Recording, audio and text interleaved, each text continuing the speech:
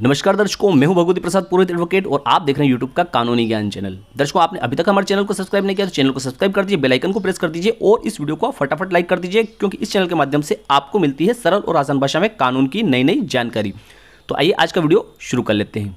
देखिए दर्शकों, यहाँ पर एक दर्शक ने काफ़ी अच्छी कमेंट की है, इसलिए इस कमेंट पर हम वीडियो बना रहे हैं। इनकी कमेंट जो है उसको मैं पढ़कर आपको बता देता हूँ कि एक किसान द्वारा अपनी भूमि का सीमांकन करवाया गया। सीमांकन में पाया गया कि उसकी भूमि का कुछ हिस्सा अनावेदक के कब्जे में काफ़ी समय से है। आवेदक द्वारा धारा 250 का आवेदन लगाया गया। 2-3 पेशी भी कर ली थी। अनावेदक एक भी पेशी में उपस्थित नहीं। परेशान होकर आवेदक द्वारा सीमांकित भूमि पर कब्जा कर लिया व खेती शुरू कर दी। आवेदक द्वारा अभी भी पेशी में आ जा रहा है। अनावेदक उपस्थित नहीं हो रहा है। तहसील वाले आवेदक को बोल रहे हैं कि भूमि पर आपने कब्जा तो कर ही लिया है, आप लिख कर दे दो और केस खत्म हो जाएगा। ऐसे में आवेदक को अब क्या करना चाहिए सर? तो यह जो कमेंट है यह मुझे काफ़ी अच्छी लगी। तो देखिए, इस ग्राफ के माध्यम से इस कमेंट को हम समझने वाले हैं कि अब आवेदक को ऐसी स्थिति में क्या करना चाहिए। तो देखिए, यहाँ पर हमने समझ लिया कि यह एक खेत है जो कि आवेदक का है और यह खेत जो है यह अनावेदक का है। यह अनावेदक है और यह आवेदक है, ठीक है। अब यह जो ज़मीन है आवेदक की, इस आवेदक की ज़मीन का जब आवेदक के द्वारा सीमांकन करवाया जाता है और पास में यह अनावेदक है, ठीक है। तो यहाँ पर जो है यह मेड़ है, इस मेड़ पर यहाँ पर जो है अनावेदक का कब्जा पाया जाता है, ठीक है। जब सीमांकन होता है, आवेदक के द्वारा सीमांकन करवाया जाता है, तो ये अनावेदक जो है इस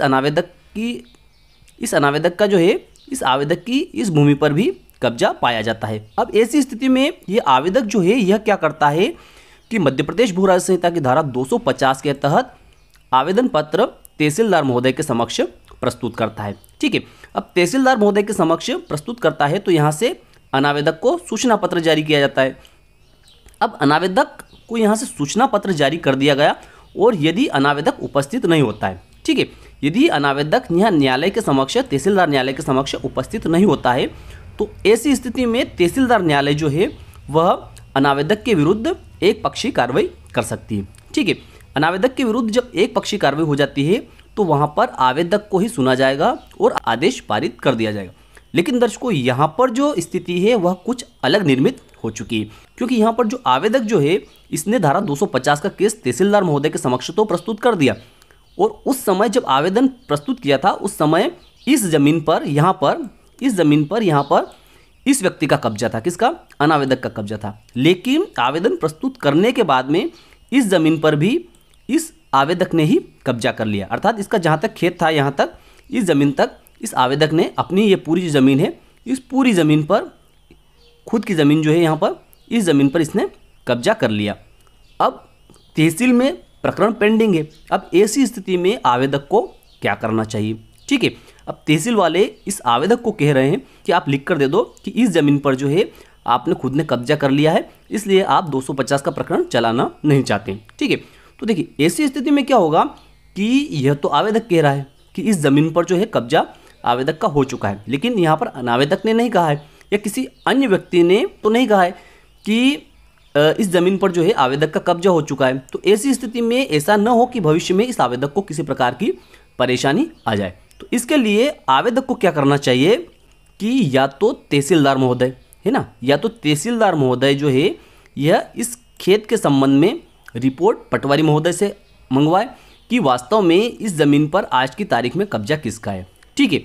यदि इस प्रकार की रिपोर्ट जो है तहसीलदार महोदय जो है इस खेत की मंगवा लेते हैं और उस प्रकरण में संलग्न कर लेते हैं, जो प्रकरण तहसीलदार महोदय के समक्ष आवेदक के द्वारा जो प्रस्तुत किया है वह चल रहा है, ठीक है। उस प्रकरण में यदि इस प्रकार की रिपोर्ट आ जाती है कि इस ज़मीन पर आवेदक का ही कब्जा है, इसलिए ये जो धारा 250 का जो केस पेश किया है ना, इस केस को अब चलाने की आवश्यकता नहीं है, क्योंकि मौके पर आवेदक का कब्जा पाया गया है, ठीक है।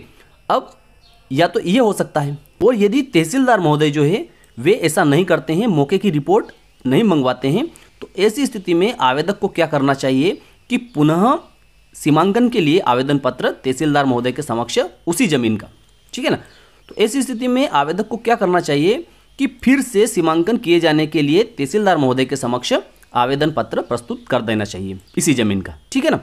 तो जब इस जमीन का फिर से सीमांकन किया जाएगा और उस सीमांकन में यह पाया जाएगा कि इस जमीन का सीमांकन किया गया और मौके पर सीमाओं से आवेदक को अवगत कराया गया और उस रिपोर्ट में जब यह लेख होकर आएगा कि मौके पर इस ज़मीन पर किसी का भी अवैध कब्जा नहीं पाया गया, तो ऐसी स्थिति में इस आवेदक के पास में वह सीमांकन का जो रिकॉर्ड रहेगा वह एक शासकीय रिकॉर्ड हो जाएगा, जिसमें कि यह लिखा हुआ इसको मिल जाएगा कि इस ज़मीन पर अब किसी भी व्यक्ति का कब्जा नहीं है और केवल आवेदक का ही कब्जा है। तो ऐसी स्थिति में इस आवेदक को भविष्य में किसी भी प्रकार की परेशानी नहीं होगी। देखिए, इस प्रकरण में आपको तहसीलदार महोदय से मौके की रिपोर्ट मंगवाई जानी इसलिए ज़रूरी है क्योंकि भविष्य में यह अनावेदक जो है यह नहीं कह पाएगा कि इस ज़मीन का जो कब्जा है इसके द्वारा नहीं छोड़ा गया और आज भी इस ज़मीन पर इसका कब्जा है। जब तहसीलदार महोदय मौके की जब रिपोर्ट मंगवा लेंगे इस प्रकरण में, तो उस रिपोर्ट में यह लिखा हुआ आ जाएगा कि इस ज़मीन पर जो है किसी भी अन्य व्यक्ति का कब्जा नहीं है और मौके पर आवेदक के द्वारा ही खेती की जा रही है।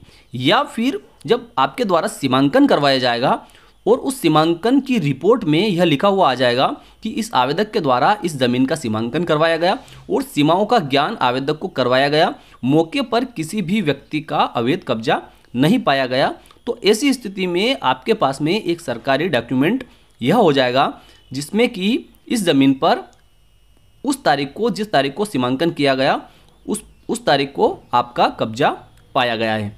तो ऐसी स्थिति में अनावेदक जो है यह भविष्य में यह नहीं कह सकता कि इस ज़मीन पर आज भी इस व्यक्ति का ही कब्जा है। तो देखिए, यदि आपके द्वारा भी इसी प्रकार की कमेंट की जाती है जिसमें कि यह लिखा हुआ हो कि आपकी वास्तव में समस्या क्या है और उस समस्या के बारे में अभी क्या चल रहा है और आप उस समस्या के बारे में क्या समाधान चाहते हो, इस प्रकार की यदि आपके द्वारा कमेंट की जाती है तो आपकी कमेंट के बारे में भी वीडियो बनाकर अपलोड किया जाएगा।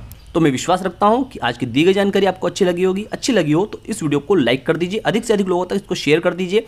चैनल को सब्सक्राइब नहीं किया तो चैनल को सब्सक्राइब कर दीजिए। फिर मिलते हैं अगले वीडियो में, तब तक के लिए जय हिंद, जय भारत।